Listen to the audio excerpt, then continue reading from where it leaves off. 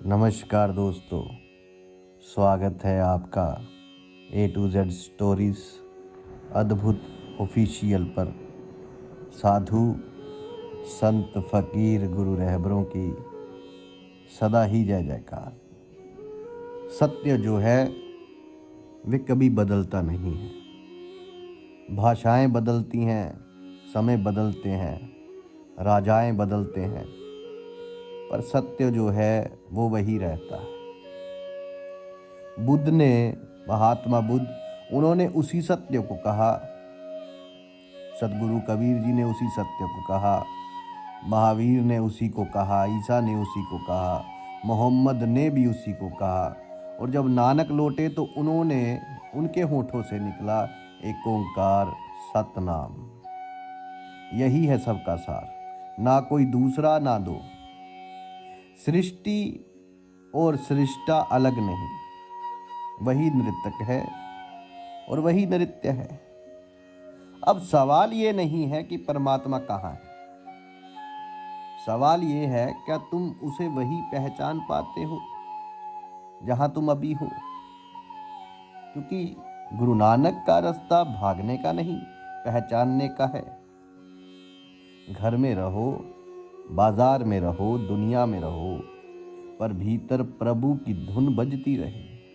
बस यही तो राह है, यही रास्ता है। और जाहिर सी बात है, जब महात्मा बुद्ध गुरु नानक साहब से 2000 साल पहले हुए, स्वाभाविक है कि महात्मा बुद्ध उसी भाषा में बोलेंगे जो उनके समय में जीवित थी, जो लोगों के हृदय में गूंजती थी। श्री कृष्ण और भी पहले हुए हैं, वे और भी पुरानी भाषा में बोले जो उनके युग के मनुष्य की समझ में आती थी। मोहम्मद की भाषा और ढंग इसीलिए अलग है क्योंकि उनकी भूमि, उनकी हवा, उनके लोग सब भिन्न थे। महावीर, जीसस, सबने अपनी भाषा में सत्य को कहा। भाषा बदलती है पर सत्य नहीं बदलता। भाषा का भेद है ज्ञान, जो उसका भेद नहीं है। ज्ञानी का कोई भेद नहीं। गुरु नानक ने जिस भाषा में कहा वे वही थी जो उनके समय में जीवित थी, लोगों की सांसों में चलती थी। वे कहते हैं कर्ता पुरुष, वही करने वाला, वही सिरजनहार। किंतु यही से मन में प्रश्न उठता है, यदि वे करता है और हम कृत हैं तो द्वैत हो गया। और गुरु नानक साहब तो आरंभ में ही कह चुके एक ओंकार। अगर वे एक है तो दो कैसे हुए कर्ता और कृत्य। ये अचल हमारी भाषा की है। नानक समाधि से लौटे और जो पहला शब्द उनके होठों से निकला वे था एक ओंकार सतनाम। और सच में पूरा सिख धर्म इन्हीं 3 शब्दों में समाहित है। इसके आगे सब व्याख्या है, क्योंकि आप नहीं समझ पाओगे। ज्ञानी ने सब कह दिया, एक ओंकार सतनाम। किंतु आपके लिए जो अभी कुछ भी नहीं कहा गया, आपकी भाषा में अर्थ तब शुरू होता है जब आपको समझना पड़ता है, समझाना पड़ता है। कर्ता पुरुष वो करने वाला है, पर जो उसने किया वे उससे अलग नहीं। सृष्टा अपनी सृष्टि में ही लीन है, कर्ता कृत में ही छिपा है। इसलिए नानक साहब ने गृहस्थ और सन्यासी को अलग नहीं किया। यदि सृष्टा अलग न होता तो खोजने के लिए तुम्हें सृष्टि से भागना पड़ता, जंगलों में, पहाड़ों में। किंतु नानक साहब कहीं भागे नहीं, यात्राओं पर गए, लौटे तो खेत में हल चलाया। भुवाई की जिस गांव में बस गए उसका नाम रखा करतारपुर, कर्ता का नगर। क्योंकि जहां कर्म है वहीं कर्ता छिपा है। परमात्मा और सृष्टि का संबंध मूर्तिकार और मूर्ति जैसा नहीं। मूर्तिकार अलग हो जाता है, मूर्ति रह जाती है। परमात्मा ऐसा नहीं है। उसका संबंध नृतक और नृत्य जैसा है। नृत्यक नृत्य से अलग नहीं हो सकता। जब नृत्य रुकता है, नृत्यक भी नृत्यक बन नहीं रहता। दोनों एक ही हैं, नटराज। नृत्य ही उसका स्वरूप है। कभी कर्ता से अलग हो जाता है। मूर्तिकार मूर्ति से, माँ बच्चे से, लेकिन परमात्मा सृष्टि से अलग नहीं होता। वह सृष्टि में ही बहता है। अब यहाँ मैं ठीक शब्दों में कहूँ तो the creator is the creation. और अगर और गहराई में जाऊँ तो the creator is nothing but creativity. वे सृजन है, प्रक्रिया है, प्रवाह है। इसलिए नानक साहब कहते हैं, भागो मत, छोड़ो मत, जहां हो वहीं उसे पहचान लो। इसलिए नानक साहब का धर्म अद्वितीय है, जहां गृहस्थ और सन्यासी एक हो जाते हैं। सिख होना मतलब यही है, घर में रहना और फिर भी निर्लिप्त रहना। दुकान चलाओ पर भीतर प्रभु का नाम गूंजता रहे। रुपए गिनो पर मन वाहे गुरु में डूबा रहे। नानक साहब को जो पहली झलक मिली, वे किसी मंदिर में नहीं, एक दुकान पर मिली। वे अनाज तोल रहे थे। 1 2 3 10 11 12 और फिर बोले 13। 13 यानी तुम्हारा, और वहीं रुक गए। तराजू चलता रहा, शब्द रुक गया 13 पर आकर। क्यों? क्योंकि उसके आगे कोई संख्या नहीं। 13 के आगे क्या है? कुछ भी नहीं। मैं से यात्रा शुरू होती है, तू पर समाप्त होती है। नानक साहब संसार के विरोधी नहीं, वे संसार के प्रेमी हैं। क्योंकि उनके लिए संसार और परमात्मा दो नहीं, वे जो है उसी में वही है। जब उनसे कहा गया शादी कर लो, उन्होंने ना नहीं कहा, वे बस मुस्कुराए। घर वाले हैरान, ये तो बचपन से ही कुछ और है। बाप ने कहा 20 रुपए लेकर जाओ। पिता ने कहा उनको 20 रुपए लेकर जाओ, व्यापार करो, सस्ती चीज खरीदो, महंगी बेचो, यही लाभ का मार्ग है। रास्ते में भूखे साधु मिले तो नानक साहब ने पूछा, काम क्यों नहीं करते? उन्होंने कहा, उसकी मर्जी में है, भूख भी प्रसाद है। नानक साहब ने मुस्कुरा कर सोचा, इससे बड़ा लाभ और क्या होगा। अरे वे 20 रुपए का अनाज उन्हीं को बांट आए। पिता ने कहा था लाभ का सौदा करना, तो गुरु नानक साहब सच में सबसे बड़ा सौदा कराए। स्वार्थ के बदले समर्पण का, मेरे के बदले तेरे का। नानक साहब ने सब बांट दिया। साथ में उनका मित्र बाला था और वे चौंक गया। क्या करते हो नानक, क्या कर रहे हो? नानक साहब मुस्कुराए। पिता ने कहा था कुछ लाभ का काम करना, इससे बड़ा लाभ क्या होगा। और वे बांट कर बड़े आनंद से घर लौट आए। लोग कहते थे ये ढंग का नहीं है। पिता कालू मेहता चिंतित थे, ये लड़का तो बर्बाद हो जाएगा। ना धंधे में बुद्धि, ना संसार की समझ। किंतु नानक साहब की समझ उस संसार की नहीं थी जो लाभ हानि में चलता है। वे तो उस लाभ को जानते थे जो भीतर घटता है। घट घट में वास है जिसका, जहां देना ही सबसे बड़ा पाना बन जाता है। पिता बोले, मूर्ख, ऐसे कोई धंधा करता है? नानक साहब ने कहा, आप नहीं देखते, इससे बड़ा लाभ कोई नहीं हो सकता। मैं खाली नहीं लौटा, परम लाभ कमा कर आया हूं। लेकिन ये लाभ ना किसी को दिखाई पड़ा, ना कोई समझ पाया। पिता को लगा ये साधु संगत में बिगड़ गए हैं। अब इन्हें संभालने का एक ही उपाय है, विवाह। लोगों का ये पुराना उपाय है। वे सोचते हैं स्त्री से बांध दो तो आदमी स्थिर हो जाएगा, क्योंकि जो भागता है वो स्त्री से भागता है। तो जिसे रोकना है उसे स्त्री से जोड़ दो। किंतु नानक साहब पर यह उपाय भी व्यर्थ गया। उन्होंने कहा, अच्छा विवाह कर लेता हूँ। विवाह हो गया, बच्चे हुए, लेकिन नानक साहब के ढंग में कोई परिवर्तन नहीं आया। वे वैसे ही रहे, स्वतंत्र, निर्मल, गहरे मौन में। इस व्यक्ति को बिगाड़ने का कोई उपाय नहीं था, क्योंकि जो संसार से भागता ही नहीं, उसे संसार भ्रष्ट नहीं कर सकता। जो धन को त्याग कर सन्यासी हुआ, उसे धन देकर भ्रष्ट किया जा सकता है। जो स्त्री को त्याग कर गया उसे स्त्री से बहकाया जा सकता है, पर जो कुछ भी त्याग कर ही नहीं गया तो बताओ उसे तुम क्या बिगाड़ोगे। तो नानक साहब को भ्रष्ट करना असंभव था। इसलिए यहाँ मैं कहता हूँ, सच्चा सन्यासी वही है जो नानक साहब की तरह हो। सन्यासी वही जो संसार में रहकर भी संसार से अछूता है। सन्यासी वही जो संसार में रहकर भी संसार से अछूता है, जो बाजार में है पर भीतर शून्य है, जो संबंधों में है पर भीतर एकांत है, जिसे तुम छू भी लो फिर भी वे अशुद्ध ना हो। नानक साहब का परमात्मा कर्ता पुरुष भय से रहित है, निर्भव है वे, क्योंकि भय वही है जहां दूसरा है।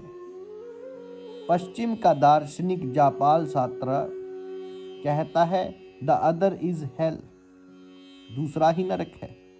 और ये बात हर किसी के अनुभव की है। आप भी जानते हो दूसरा हमेशा परेशानी है। मित्र हो तो थोड़ी, शत्रु हो तो ज़्यादा, अपना हो तो थोड़ी, पराया हो तो ज़्यादा, किंतु दूसरा हर हाल में उपद्रव है। भय क्या है? भय है दूसरे का डर कि कोई छीन ना ले, कोई हानि ना पहुंचा दे, कोई मृत्यु ना ले आए। मौत भी दूसरी है, बीमारी भी दूसरी, इसलिए जीवन भय से भरा है, क्योंकि आप दूसरे से घिरे हो और यही आपका नरक है। किंतु प्रश्न है, दूसरे से बचोगे कहाँ? हिमालय चले जाओ, वहाँ भी दूसरा मिलेगा। पेड़ के नीचे बैठो, कौवा बीट कर जाएगा। वर्षा आ जाएगी, धूप भी आ जाएगी, दूसरे से भागना असंभव है। बस एक ही मार्ग है, उसी एक को खोज लो जहाँ दूसरा नहीं रह जाता, जहाँ केवल मैं नहीं तू ही तू है। वही भय समाप्त होता है। वहाँ मृत्यु नहीं, असुविधा नहीं, द्वैत नहीं, वहाँ केवल एकता है। एक ओंकार सतनाम। जिसके भीतर ये उत्तर गया उसे किसका भय? परमात्मा भय से रहित है, क्योंकि उसके सिवा कोई दूसरा है ही नहीं। वे अकाल भय रहित, वैर रहित, निर्भव निर्वैर, कालातीत अकाल मूरत है। समय के पार, परिवर्तन से परे। समझो समय क्या है? समय परिवर्तन का नाम है। घड़ी का कांटा घूमे तो समय चलता है, कांटा ठहर जाए तो समय रुक जाता है। सूरज उगता है, ढलता है, बदलाव है, इसीलिए समय है। बच्चा जवान होता है, जवान बूढ़ा होता है, इसीलिए समय है। तो जहां परिवर्तन होगा वही तो समय है। यदि एक दिन ऐसा हो कि कुछ भी ना बदले, सूरज जहां है वहीं ठहर जाए, पत्ते ना मुरझा जाएं, घड़ी का कांटा ना हिले, तो क्या आप कह पाओगे कि समय बीता? क्योंकि समय तो वहीं रुक जाएगा। तो परमात्मा के लिए कोई समय नहीं है, क्योंकि वह बदलता नहीं, वही सदा है। हमारे लिए परिवर्तन है, क्योंकि हमारी दृष्टि अधूरी है। तो जिस दिन जो है दृष्टि पूर्ण हो जाएगी, परिवर्तन का अनुभव समाप्त हो जाएगा, और साथ ही समय भी परमात्मा के लिए सब स्थिर है।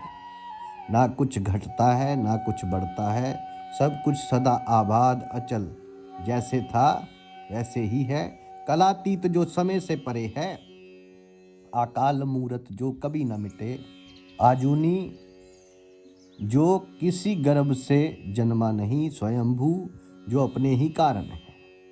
वह किसी से पैदा नहीं होता, ना उसका कोई पिता है ना माता, और जो किसी योनि से जन्म लेता है वे परिवर्तन के चक्कर में बंध जाता है।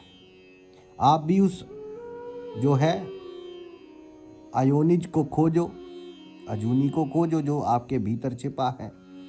यह शरीर जन्मा है तो मरेगा भी, दो शरीरों के मेल से बना है तो टूटेगा भी। यदि इसके भीतर कुछ ऐसा है जो जन्मा नहीं, मरेगा नहीं, जो शरीर में आया भी नहीं, और जो इसे छोड़ दे तो ये देह शव बन जाती है, उसके भीतर कलातीत विराजमान है, अकाल पुरुष। ये शरीर तो बस उसका वस्त्र है, एक अस्थाई घर, किंतु जब आप अपने भीतर उसे पहचान लोगे, जो ना बदलता है ना बीतता है, तभी आप नानक साहब की वाणी को समझ सकोगे। आपने कभी आंखें बंद की है, भीतर झांका है, वहाँ उम्र का कोई निशान नहीं। जब आप 5 साल के थे तब भी वही अनुभव था, और आज 50 के होकर भी वही अनुभव, वही भीतर समय नहीं चलता। वहाँ सब स्थिर है। वही आपका आजूनी रूप है, जो ना माता पिता से जन्मा ना किसी से बना। माता पिता तो केवल द्वार है, रास्ता है जन्मदाता नहीं। जो भीतर प्रवेश करता है वे पार से आता है। जब आप अपने भीतर से आजूनी को पहचान लेते हो तब समझ में आता है कि परमात्मा की कोई उपपत्ति नहीं हो सकती, क्योंकि वे संपूर्ण है, समष्टि है। पूरे से बाहर कुछ बचता ही नहीं। जो उसका कारण बन सके वे स्वयंभू है, अपने आप में पूर्ण। ना उसे किसी सहारे की आवश्यकता, ना किसी कारण की। और जब आप अपने भीतर इस बात की झलक पाओगे तभी चिंता समाप्त होगी। आपकी चिंता क्या है कि आपका सब कुछ किसी आधार पर टिका है, और वे आधार छीन सकता है। धन है तो डर है कल ना रहे, इसलिए आप अमीर हो धन से, अपने से नहीं। सन्यासी अपने से अमीर है, उससे कोई कुछ छीन नहीं सकता। बुद्ध से, नानक से कोई क्या छीन लेगा? ना कुछ जोड़ सकता है ना घटा सकता है। वे अपने ही बल पर हैं, अपने ही आधार पर है, और यही राज है। परमात्मा निराकार है, निराधार है, और आप भी निराधार हो। जिस दिन आप इस निराधारता को स्वीकार कर लोगे उसी दिन आपका परमात्मा से मिलन हो जाएगा। ये व्याख्या दर्शन की नहीं है, साधना की है। परमात्मा के ये गुण आपकी साधना बने। अकाल, अजूनी, स्वयंभू, जैसे जैसे आप उसके समान होने लगोगे वैसे वैसे उसकी लय आपके भीतर बजने लगेगी। आजूनी, स्वयंभू गुरु कृपा से प्राप्त होता है। गुरु क्यों? क्या श्रम काफी नहीं? कृष्ण मूर्ति कहते हैं गुरु की आवश्यकता नहीं। और ये बात बुद्धि को ठीक भी लगती है। जब परमात्मा मौजूद है तो मैं सीधे क्यों ना मिलूं? किंतु प्रश्न है कौन है जो मिलेगा? वे मैं ही तो बाधा है, और मैं को गिराना वैसा ही है जैसे अपने बाल पकड़कर खुद को ऊपर उठाना। यदि आप अहंकार को स्वयं गिरा सको तो गुरु की आवश्यकता नहीं, किंतु जो कहे मैंने अहंकार गिरा दिया वही तो नया अहंकार है। और ये पहले से भी सूक्ष्म खतरनाक गुरु इसलिए है कि वे आपके भीतर दूसरा अहंकार बनने ना दे। साधक श्रम करेगा पर मन में रहेगा। ये गुरु कृपा से होगा। यही भावना अहंकार को रोकती है, वरना साधना करता है वही कहने लगता है मैं 3 घंटे ध्यान करता हूँ, मैं सबसे विनम्र हूँ। रस्सी जल जाती है, अकड़ रह जाती है। गुरु की धारणा यही कीमिया है जो मैं को घायल देती है, घोल कर देती है। परमात्मा तो सामने है, आपकी नाक के ठीक, यदि हर दिशा में है। अड़चन बस इतनी है कि आप स्वयं बीच में खड़े हो।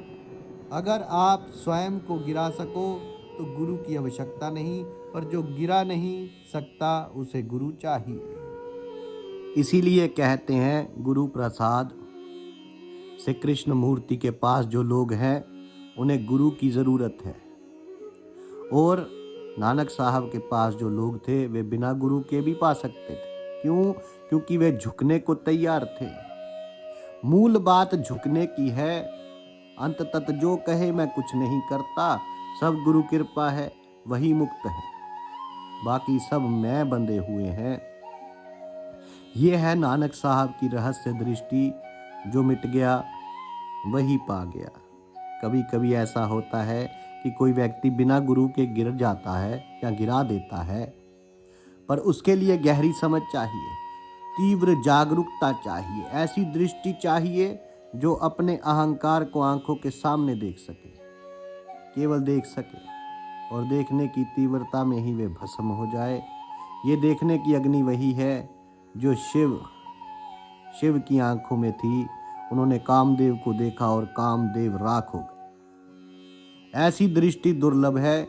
कोई बुद्ध, कोई कृष्ण मूर्ति देख लेते हैं इतनी गहराई से, इतनी संपूर्णता से कि देखने में ही सब समाप्त हो जाता है, कुछ बचता ही नहीं, जिससे मैंने किया का भाव उठे। वहाँ हुआ पर करने वाला नहीं था, पर आप जो कुछ भी करते हो भीतर कोई फुसफुसाहट चलती रहती है। मैंने किया भजन, भजन करते हो, मैंने किया ध्यान करते हो, मैंने किया पूजा करते हो, मैंने की। तुम्हारा मैं हर ओर से फिर बन जाता है, तो उस एक को छोड़ दो। अगर आप गिरा सकते हो बिना गुरु के, तो बाकी जो करोड़ों हैं उनके लिए एक ही उपाय है। जो भी करो ये भाव रखो कि गुरु की कृपा से ही हो रहा है सब कुछ। और भारत की पुरानी समझ कहती है सत्ययुग में गुरु की इतनी ज़रूरत नहीं थी, पर कलयुग में बिना गुरु के राह नहीं खुलेगी। क्यों? क्योंकि सतयुग में चेतना अधिक थी, जागृति अधिक थी। कलयुग मतलब नींद गहरी हो गई, अंधकार बढ़ गया, लोग मूर्छित हैं। इसलिए महात्मा बुद्ध का, महावीर का मार्ग आज कठिन है। उनके सामने जो लोग थे वे बड़े सरल थे, निर्मल थे। आज का मन जटिल है, उलझा हुआ है, भ्रमित। इसलिए नानक साहब का मार्ग आज के लिए अधिक जीवंत है। नानक साहब का धर्म सबसे ताज़ा है, क्योंकि वे सोए हुए लोगों से बात करता है, सपनों में डूबे मनुष्यों से। जैसे जैसे मनुष्य बूढ़ा होता है वैसे वैसे जटिल हो जाता है। बच्चा सरल है सतयुग की तरह, बूढ़ा उलझा हुआ है कलयुग की तरह। बच्चे की आंखें अभी जीवन के जो है स्रोत के पास है, चमकीली। निर्दोष बूढ़ा धूल से जो है ढका है, अनुभवों की जकड़ में है, अहंकार में है। कलयुग का अर्थ है मृत्यु के करीब की नींद, और जब नींद गहरी हो तो कोई तुम्हें झकझोरे, तभी जागरण संभव है। गुरु वही झकझोर है, वही आगाह है, वही दर्पण है। तो इसे आप जानो कि गुरु इसलिए आवश्यक है। साधु संत फकीर गुरु रहबरों की सदा ही जय जयकार। आप सबके भीतर बसे उस परमात्मा को मेरा प्रणाम स्वीकार कीजिए। धन्यवाद।